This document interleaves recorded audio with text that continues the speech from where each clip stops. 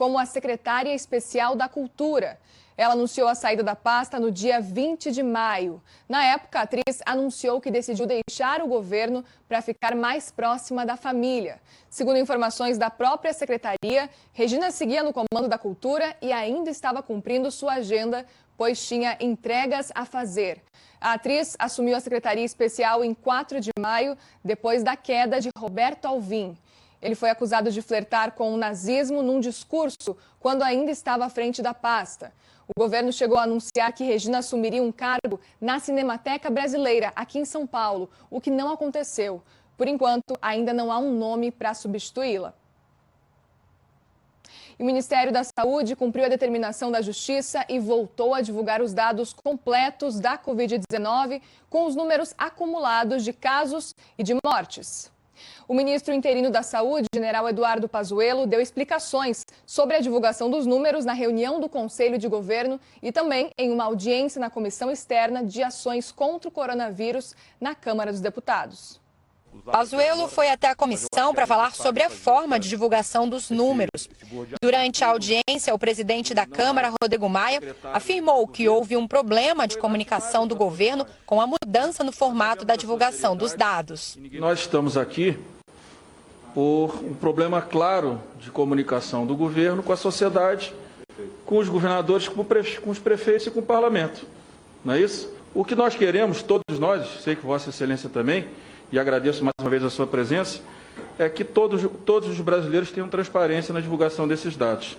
O que ocorreu nos últimos dias foi exatamente o contrário, pelo menos do ponto de vista da relação de diálogo do governo com o parlamento, com a sociedade. O ministro interino da Saúde declarou que antes o país somava informações não somáveis. Eu tinha que esperar todos os estados para fazer uma apresentação. Eu estava somando contas que não existem, que não eram somáveis, marcando um horário para apresentar uma informação que não dizia nada para os gestores e para o nosso país. As informações agora elas são plenas, transparentes e reais, em tempo real. Depois da audiência, o presidente da Câmara disse que vai levar algum tempo para que a confiança nos dados da saúde seja restabelecida. O ideal é que daqui a alguns dias todos nós tenhamos a tranquilidade de saber que não tem nenhum número sendo escondido, né? Que está se contabilizando as mortes pelos dias, mas não está se esquecendo aquelas que ainda não foram confirmadas, né? Um pouco antes, na reunião do Conselho de Governo, o ministro interino da Saúde explicou como vai funcionar a nova plataforma para a divulgação de casos e óbitos e disse que o número total de mortes não é uma informação digna ao povo brasileiro. Uma tabela simples dizendo acumulado de mortos, acumulados de contaminados do Brasil, não era uma informação digna para apresentar para o povo brasileiro. Se demorou, peço desculpas. Foram 20 dias de trabalho. E trabalhamos todos os dias para chegar nesses dados. Vamos ver então como ficaram os números. De acordo com o Ministério da Saúde, o país tem hoje 38.406 mortes por coronavírus. 1.272 mortes foram registradas só nas últimas 24 horas. Os casos confirmados chegaram a 739.503, sendo que 32.091 deles foram nas últimas 24 horas. São Paulo continua sendo o epicentro da doença no país. No total, o estado tem 9.522 mortes e 150.138 casos confirmados. Apesar do governo do estado afirmar que a epidemia do novo coronavírus já atingiu um platô de estabilidade, São Paulo segue registrando aumentos diários nos números de infectados e também de mortos. São Paulo tem mais de 150 mil casos confirmados e 9.522 mortes. O aumento de óbitos, no entanto, foi de 3%. Segundo o coordenador do Centro de Contingência do novo coronavírus, Carlos Carvalho, a evolução da doença está mais estável. Se nós somarmos o número de ontem com o número de hoje e dividirmos por 2, fazendo uma conta aritmética simples, nós vamos ver que, no geral, a situação persiste mais ou menos a mesma. A taxa de ocupação de leitos de UTI está em 68% no estado e 74% na Grande São Paulo. De São Paulo, Marcela Raal.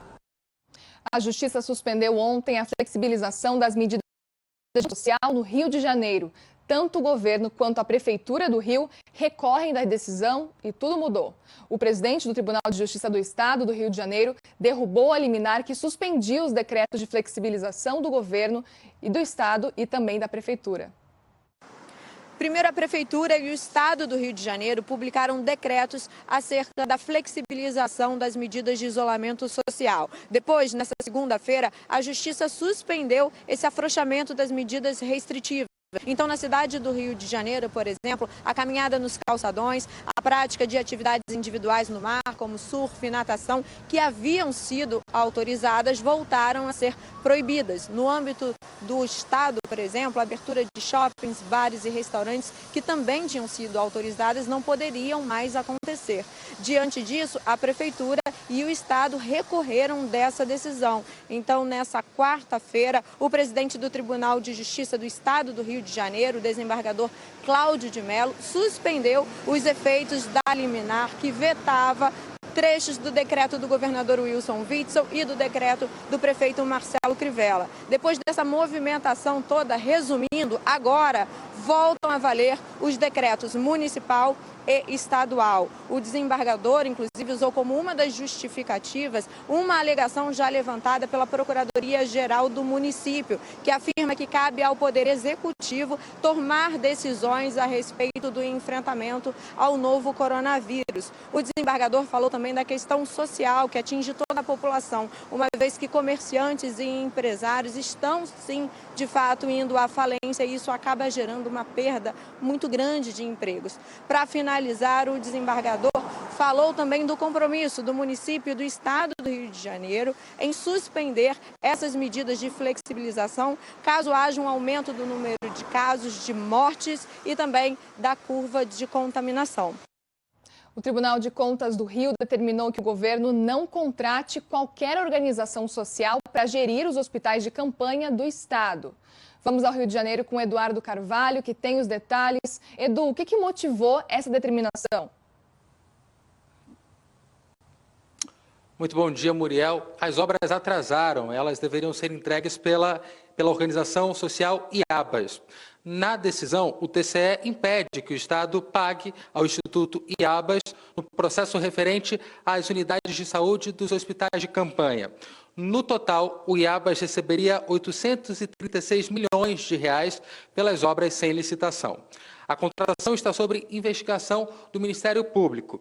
E uma outra notícia. Ontem, uma operação da Receita Federal junto ao Ministério Público do Rio apreendeu 97 respiradores no Aeroporto Internacional do Galeão. Esses respiradores estão no nome de uma empresa investigada por fraude na saúde. De acordo com o Ministério Público, os equipamentos devem ser retirados exclusivamente pela Secretaria Estadual de Saúde para uso em pacientes com a Covid-19. Aqui no estado do Rio, foram confirmados até o momento 147 novas mortes e 1.743 casos da Covid-19.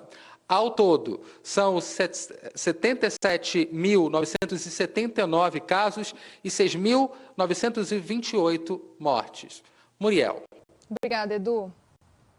Por causa da pandemia do novo coronavírus, os pedidos de seguro-desemprego subiram 53% em maio deste ano, na comparação com o mesmo período do ano passado. Foram quase 1 milhão de solicitações. Segundo o Ministério da Economia, os dados refletem a crise do coronavírus sobre o mercado formal de trabalho. E o presidente Bolsonaro acompanhou a transmissão do julgamento. Os bastidores com o repórter Leandro Magalhães. O pedido de vista do ministro Alexandre de Moraes na ação julgada no Tribunal Superior Eleitoral, nesta terça-feira, não agradou a ministros militares do governo. O gesto de Alexandre de Moraes também foi interpretado como afronta pelo Palácio do Planalto. O presidente Jair Bolsonaro assistiu à sessão do julgamento no gabinete presidencial do Palácio, acompanhado de alguns ministros. Segundo auxiliares, durante a sessão, o presidente estava tranquilo e confiante que a ação seria arquivada. No entanto, o semblante do presidente mudou quando o ministro Alexandre de Moraes pediu vista no processo. ou seja, mais tempo para analisar o caso. De Brasília, Leandro Magalhães. A negociação de cargos entre o Planalto e o bloco de partidos conhecido como Centrão ganha uma nova rodada. Os detalhes com a analista de política Renata Agostini. Essa nova leva de nomeações já foi acertada entre o Palácio do Planalto e os presidentes, os líderes dos partidos desse bloco chamado de Centrão. A expectativa é que elas sejam publicadas, ou seja, oficializadas até a semana que vem. E o que tem nessa lista? Não são cargos pequenos de segundo e terceiro escalão, não. São cargos importantes, de órgãos importantes dentro do governo federal. O Republicanos, por exemplo, vai ficar com a Secretaria de Política Agrícola do Ministério da Agricultura e também com o direito de nomear o novo presidente da CONAB, que é a Companhia Nacional de Abastecimento, também vinculada ao Ministério da Agricultura. Já o PL de Valdemar Costa Neto vai ganhar a Secretaria de Infraestrutura Turística do Ministério do Turismo e também o direito de indicar uma diretoria na Apex, que é a Agência de Promoção de Exportações. O PSD de Gilberto Kassab vai indicar o novo presidente da Telebrás. Algumas indicações saíram nas últimas semanas, por exemplo, da CBTU, que é a Companhia de Transporte Urbano, e também da ITI, que é a companhia, é um Instituto de Tecnologia da Informação. A ideia desses partidos é que as publicações sejam céleres. O governo diz que precisa passar por todo um processo de análise, que esse mapa já está fechado, que as nomeações vão sair, mas que pode demorar mais um pouquinho, porque existe aí um período de até 15 dias depois da decisão fechada sobre o nome para que a publicação seja feita exatamente. Aliás, o PL ainda vai ficar com a presidência do Banco do Nordeste. Depois ali de uma nomeação que acabou sendo revertida, o governo diz que sim, que o partido de Valdemar Costa Neto vai ficar com a presidência desse banco estatal.